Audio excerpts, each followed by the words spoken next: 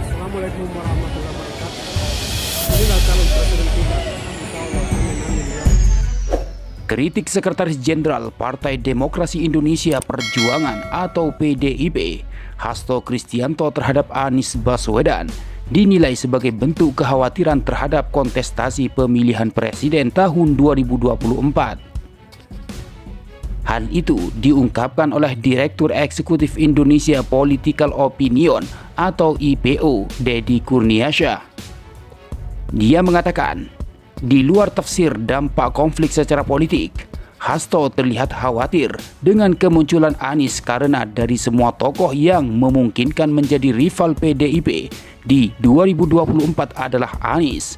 Katanya kepada Akurat Minggu 16 Oktober 2022. Dukungan terhadap Anies Baswedan, kata dia, kian meluas setelah namanya dideklarasikan Partai Nasdem sebagai calon presiden.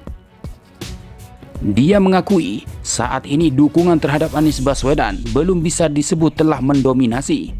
Tetapi potensi untuk semakin membesarnya dukungan sangat terbuka lebar. Dan dia, Anies, muncul dengan gelombang suara yang cukup besar. Memang saat ini belum bisa dikatakan dominan, tetapi bukan tidak mungkin akan menjadi simbol perlawanan kekuatan besar dari afiliasi pemerintah, utamanya PDIP, ungkapnya. Deddy Kurniasyah menambahkan, berpihak pada PDIP atau sebaliknya punya imbas serupa, yakni potensi meraup simpati loyalis.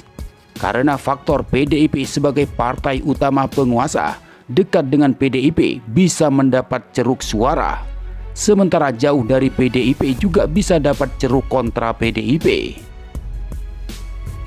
Demikian halnya Anies, saat ini muncul sebagai tokoh utama di luar kekuasaan, sekaligus di luar partai politik.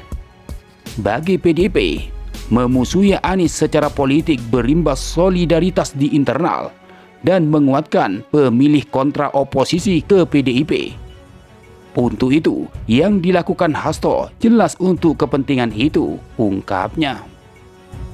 Sementara, terkait kritik yang disampaikan oleh Hasto Kristianto, baik kepada Partai Nasdem maupun ke Anies Baswedan, mendapat respon keras dari salah satu politikus Partai Golkar, Andi Sinulingga.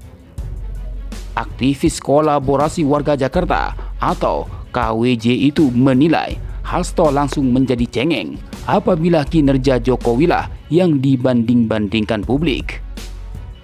Sementara itu, Hasto Kristianto malah menuding sana-sini dan membicarakan soal etika selayaknya dirinya lah sosok yang paling beretika. Entah kalau dibanding-bandingkan dengan Jokowi langsung cengeng dia, kata Andi Sinulingga lewat sebuah cuitan untuk merespon berita media online bertajuk Hasto bandingkan Jakarta dan Surabaya soal anggaran dan perawatan jalan.